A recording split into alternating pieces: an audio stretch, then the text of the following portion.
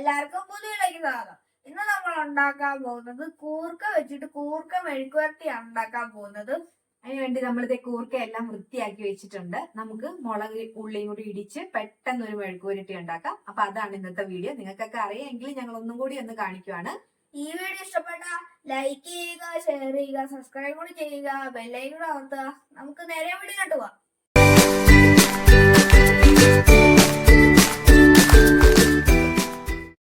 കൂർക്ക ഉണ്ടോ? കൂർക്ക നമ്മൾ അരിഞ്ഞ് വൃത്തിയാക്കി വെച്ചിട്ടുണ്ട്. പിന്നെ ഒരു മുറി തേങ്ങ ഇതേ കൊത്തി എടുത്തിട്ടുണ്ട്.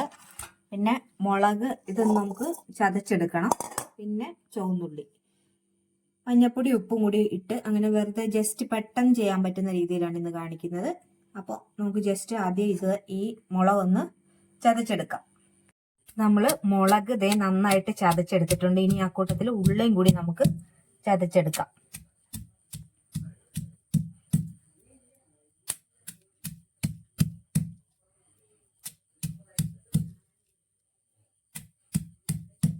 അതെ, ഉള്ളിയും മുളകും കൂടി നമ്മൾ ചതച്ചെടുത്തിട്ടുണ്ട്. ഇനി ഇത് നമുക്ക് കടുക് താളിച്ചിട്ട് ഇട്ടെടുക്കണം. എണ്ണ ചൂടായി നമുക്ക് കടുക് ഇട്ട് കൊടുക്കാം.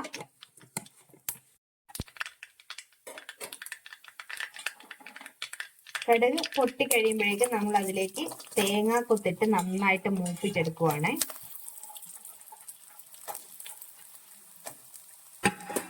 തേങ്ങാക്കൊത്ത് ഇനി ഒരു നല്ലൊരു ഗോൾഡൻ ബ്രൗൺ ആവുന്ന വരെ നമ്മൾ ഇങ്ങനെ നന്നായിട്ട് മൂപ്പിച്ചെടുക്കണം.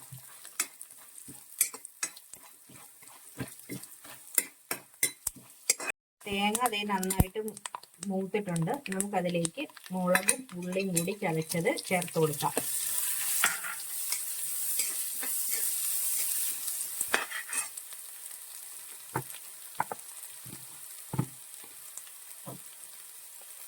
ഒരു 1/2 ടീസ്പൂണോളം മഞ്ഞൾപ്പൊടി കൂടി ചേർക്കുവാണ്.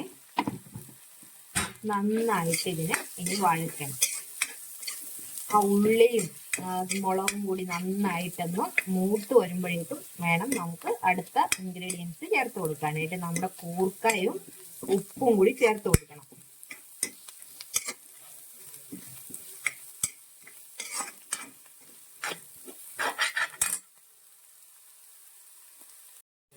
നമുക്ക് ഇതിലേക്ക് കൂർക്ക ഇടുവാണ്.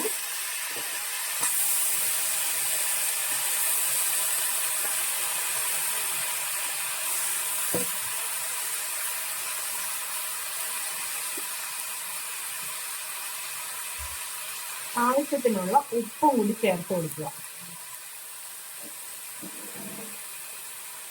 നന്നായിട്ട് ഈ കൂർക്കയും ഇതും തമ്മിൽ നന്നായിട്ടൊന്ന് മിക്സ് ആവണം.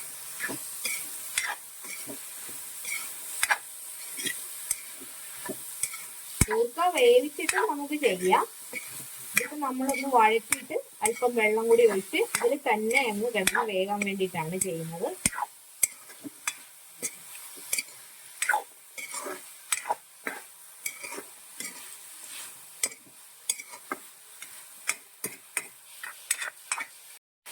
ഇനി നമ്മൾ അല്പം വെള്ളം കൂടി ചേർത്ത് കൊടുക്കുവാണ്. എന്നിട്ട് ഇത് മൂടി വെച്ച് നമുക്കൊന്ന് വേവിക്കാം. അപ്പോൾ ഇനി നമുക്കിതൊന്ന് മൂടി വെച്ച് ചെറിയ തീയിലൊന്ന് വേവിച്ചെടുക്കാം. എന്നിട്ട് നമുക്ക് കൂർക്ക ഒന്ന് ഇളക്കി കൊടുക്കാം കേട്ടോ. വെന്തിട്ടില്ല, ഇതിന്റെ വെള്ളം പറ്റി വരുമ്പോൾ ഇത് കറക്റ്റ് വേവായിരിക്കും. ഒന്നുകൂടെ ഒന്ന് മൂടി വെച്ച് വേവിക്കാം കേട്ടോ. നമ്മുടെ കൂർക്ക എല്ലാം വെന്തിട്ടുണ്ട്. നമുക്ക് ഇതിലേക്ക് കുറച്ച് കറിവേപ്പിലയും അതുപോലെ തന്നെ ലേശ പച്ചവെളിച്ചെണ്ണയും കൂടി ഒഴിച്ച് നമുക്ക് ഈ കറി അങ്ങ് ഓഫ് ചെയ്യാം.